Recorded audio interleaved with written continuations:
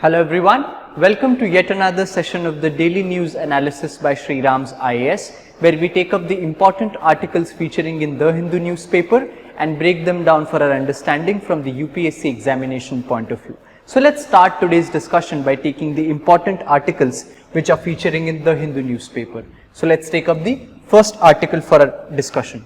The first article which appears in the newspaper reads, Basic Skills Poor in Regional Languages, says NCERT. Now this particular article is featuring in the newspaper because NCERT, or what we know as the National Council for Education and Research Training, which is the government body which deals with the education standards in the country. It has released a report known as the National Report on Benchmarking for Oral Reading Fluency with Reading Comprehension and Numeracy 2022. So this is the new report released by NCERT, where they surveyed different students of different schools across the states, and this report aims to assess foundational learning of children at the end of class 3. So this report has a very specific purpose, is to actually measure the level of foundational literacy, or what we call foundational learning. So this foundational literacy or foundational learning means that at the end of class 3, so up until the age of 9 years, how much are the students able to or proficient in their foundational skills such as basic language skills, basic numeracy skills. These are the parameters which this report wanted to assess, and obviously we can understand these parameters are very important as to whether the kids till the end of class 3, which means that till the age of age 9 years or younger, are they able to perform these basic functions with respect to basic language abilities, numerical abilities, are they able to perform on those parameters or not. So this report assessed the students on these parameters, and this survey divided learners on the basis of their knowledge and skills into 4 categories. So after taking the survey, it classified the workers the students into 4 categories. One would be the below category, which would mean that those students who completely lacked these foundational skills. Then is the second category who had limited proficiency. This is the second tier. Then the third tier who have sufficient competency in these skills, and the fourth or the topmost tier can be called as those students who are superior in these skills. So these are the 4 categories: who lack them, who have limited proficiency, who have sufficient competency, and those who are superior.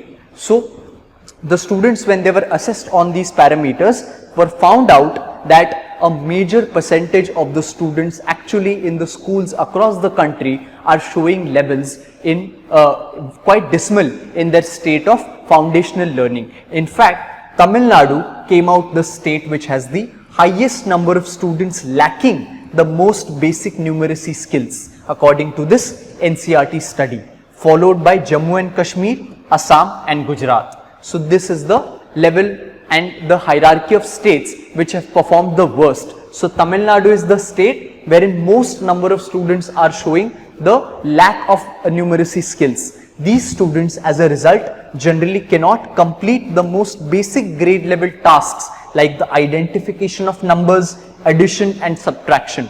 So this goes to show the level of learning outcomes which is reached, especially for these foundational stages of the students. Then another data with respect to the foundational learning is about the basic literacy skills or language skills. So in that as well, as the article headline is suggesting, around 53% of the class 3 students in 18 states surveyed for Hindi proficiency. So when it was taken for how much students are proficient in the Hindi basic language, either lacked or had limited knowledge and skills in reading comprehending the language. So which means that these 2 tiers in terms of understanding and being proficient in the Hindi language, around 53% of the students in all states, in 18 states that the survey was taken for Hindi language, showed that 53% are falling in these below tier level, where either they are lacking the skills or they are having very limited proficiency. So this is the snapshot of the report that has come out which gives us vital information with respect to the foundational literacy and foundational learning levels of the students, and how important it is to intervene at this level and make sure that this foundation is first of all made strong for the students, and which is where they would be able to build on the other important skill sets that are to be that will come in their other secondary education and higher secondary education stage. So in order to ensure this foundational learning proficiency, the survey was done, and there is also a government scheme with respect to ensure this, which the article also mentions, which becomes important for us from the examination point of view, which is the Nipun Bharat scheme. This scheme, which Nipun is spelled as National Initiative for Proficiency in Reading with Understanding and Numeracy, so short for Nipun Bharat scheme. This scheme, as the survey also put out its objective to assess the foundational literacy, this scheme is there to make sure that the students until the end of class 3 attain the foundational literacy at the maximum levels, and it is implemented by the Department of School Education and Literacy under the Ministry of Education. It's an educational scheme, so it will obviously come under the Ministry of Education, and in the ministries various departments are there, and the Department of School Education and Literacy implements this scheme. So like I said, it aims to achieve the goal of universal proficiency in foundational literacy and numeracy for every child by the end of grade 3 by 2026-2027. So this is the mission of the scheme as envisaged by the National Education Policy of 2020. It aims to cover the learning needs of the children in the age group of 3 to 9 years, right? So until the end of class 3, students are reaching the age of 9 years, which is the criteria of this scheme. So how is the implementation and other mechanism of it takes place? So a 5-tier implementation mechanism will be set up at the national, state, district, block, and finally the school level in all states and UTs under the aegis of the centrally sponsored scheme of Samagra Shiksha. Samagra Shiksha scheme is another set of schemes. This umbrella of schemes has different types of schemes under it, which are together clubbed as the Samagra Shiksha scheme, which has various schemes for teacher development, student development, and other such things. It covers key technical aspects of the foundational literacy and numeracy, as well as the administrative aspects for effectively setting up an implementation mechanism at the national, state, district, block, and the school level. So what are we learning about the implementation of the Nipun Bharat scheme, this is a scheme which aims to ensure that all students until the end of class 3 attain basic and proficiency in their foundational literacy as well as numeracy skills, and this is implemented by the Department of School Education under the Ministry of Education, and it is implemented at a 5-tier level at the state. We saw national, state, district, block, and the school level. So this is the implementation of it. Apart from it, what would be the significance of the scheme? So this scheme, which ensures foundational literacy and numeracy skills, as we can see, is very important because it will help students to take a big leap in their higher classes. It is the foundation. The meaning of foundation only speaks that it is useful for the years to come, but it will also have a major impact in making our students globally competitive as well. And it will benefit the socio-economic disadvantages group, thus ensuring access to equitable and inclusive quality education. This is the significance of the Nipun Bharat scheme. But there are certain criticisms of the schemes as well. The challenges with respect to the schemes are that this scheme, after the COVID-19 pandemic, we have seen that the learning outcomes of the students has further gone down, because most of the students, due to lack of access to the digital means to study and not having any means to access these digital resources, the learning outcomes have further gone down, and therefore the Nipun Bharat scheme also needs to take in the aspect of increasing this foundational literacy and numeracy via the digital means as well, and make sure that the digital access of such kind of skills and education is also made available to all students everywhere. That is the added part to this scheme, which has come out in the wake of the pandemic and the results of the learning outcomes due to the pandemic which it has shown us, right? So with this, we complete this article, and let's move on to the next article. The next article which features in the newspaper reads, Center bans export of broken rice due to the domestic demand. Now this particular article features in the newspaper talking about the important commodity of broken rice. We always know that UPSC keeps on asking about the newer forms of commodities and what is going on in news, and therefore if broken rice is being talked about and the export of broken rice, as the article is saying that center is banning or curbing export for broken rice. So in this context, what becomes important for us to know is about what is exactly broken rice, what is the issue behind banning its export, and other aspects. So we'll take a look at that, and let's first start by knowing what is broken rice. So as we can see on the screen, broken rice is nothing but normal rice but broken in small fragments. So what is broken rice? It refers to the fragments of rice grain broken in the field. So this rice grain, from the time it is harvested, in whatever process it gets broken down, either in the field, during drying, during transport, or during the milling process, during whole of these processes, when the rice grain breaks down and it is separated, because the normal rice needs to have the grain which is unbroken. So the broken grain is separated from the unbroken grain, and the broken part of rice is known as the broken rice. Does this mean that this rice has completely gone waste? No, absolutely not. This product is separated after the polishing phase and has the same chemical composition as white rice. So it's the same as white rice, it's just that the grain is broken, which means that this rice can also be used in a lot of areas. So what are the uses of this broken rice? This broken rice is primarily used as animal fodder. It is used for animal fodder, and it is used in the manufacture of feed for very young animals, the early weaning stage of these animals, and for pets. It's easy to use, high in calories, and has low fiber content, and that is why it is a very suitable animal feed either in the poultry sector or in the dairy sector. Then the second use for the broken rice which is prevalent in India is for its use in ethanol production.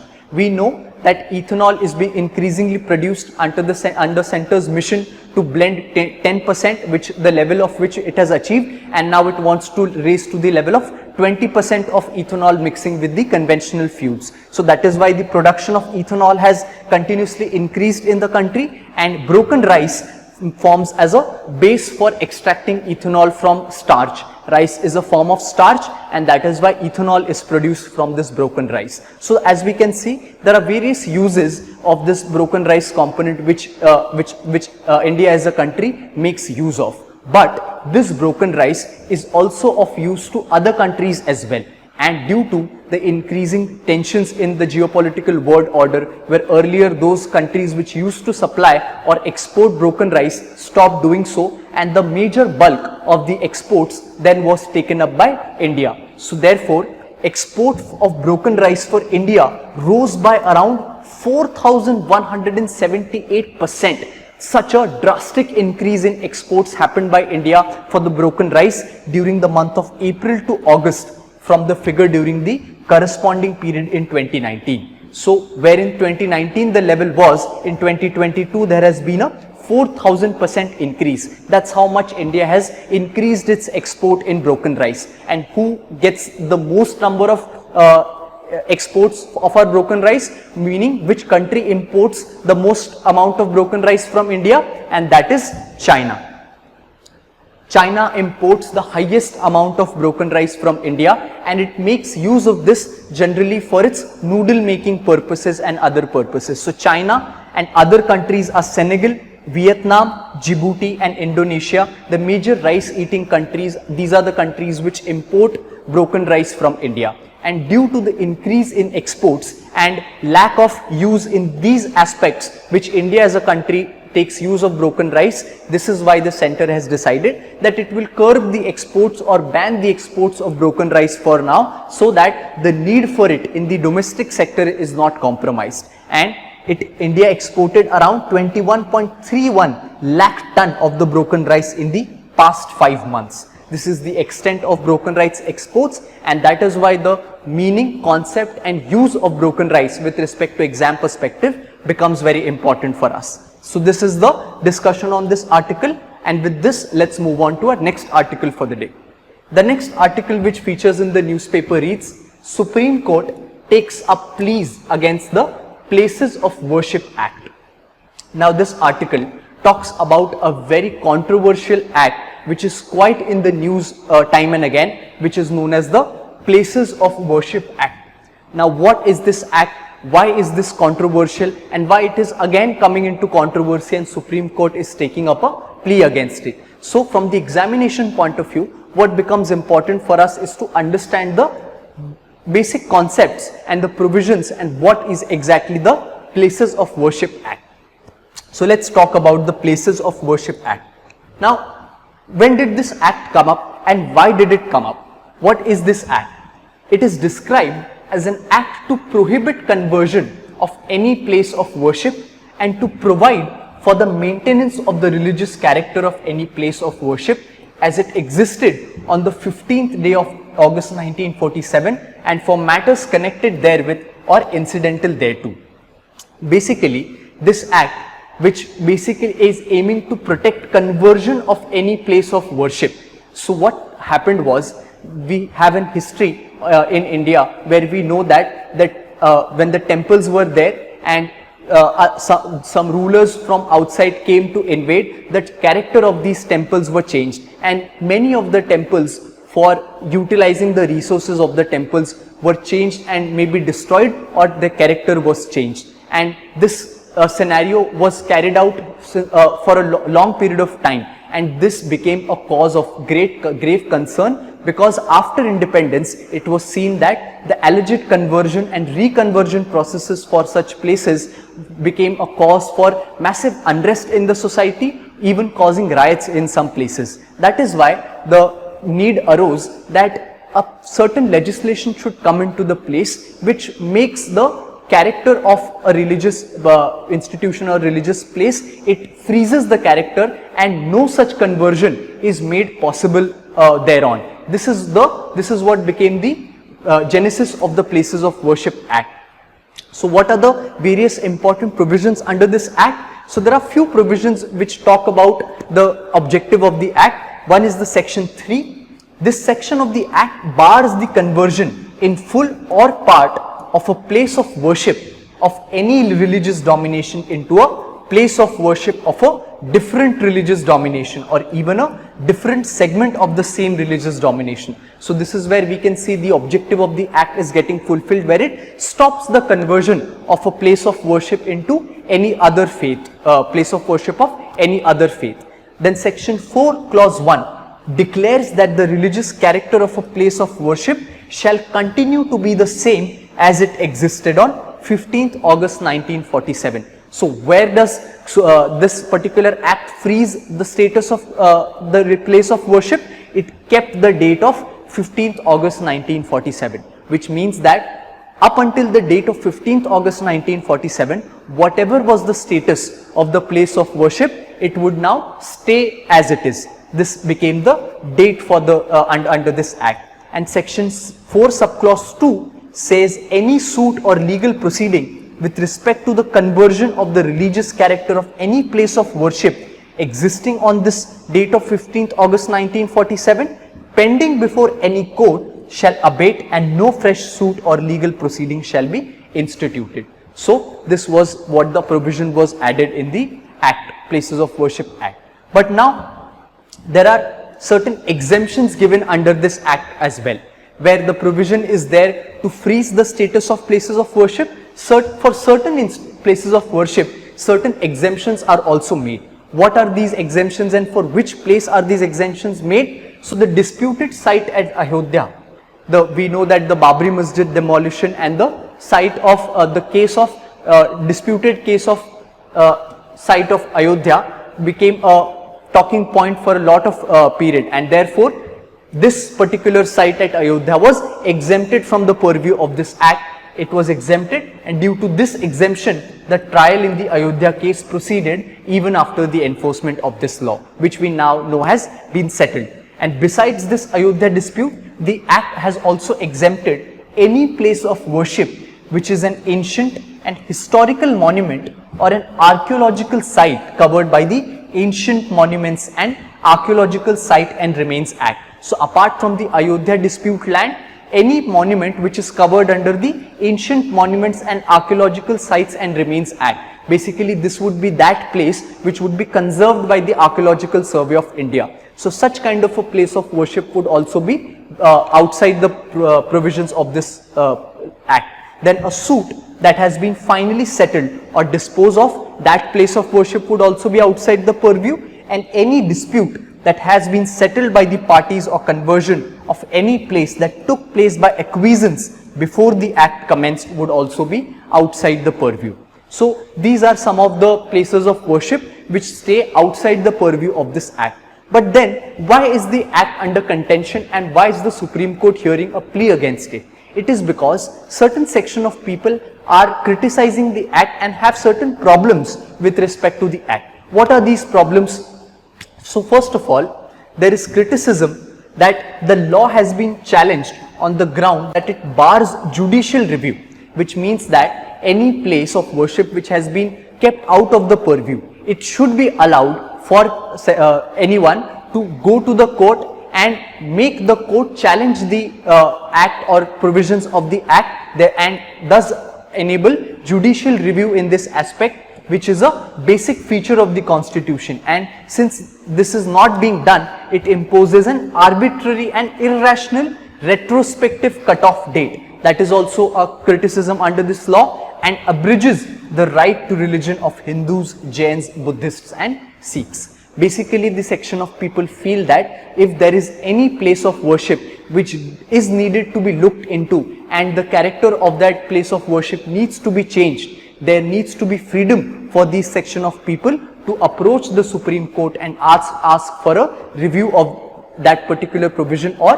pertaining to that particular place of worship. So which is why certain section of people have approached the court and asked the court to take a re-look at this act. Now the fact remains to be seen how the court responds to this particular plea and what judgment it takes on the future of the Places of Worship Act. But from the examination point of view, we understood what the Place of Worship Act actually means, what are the major provisions, what it tries to protect, and what places are exempted under the Act. So with this, we come to the end of today's discussion, and we'll meet again on Monday taking the important articles from the newspaper. Thank you.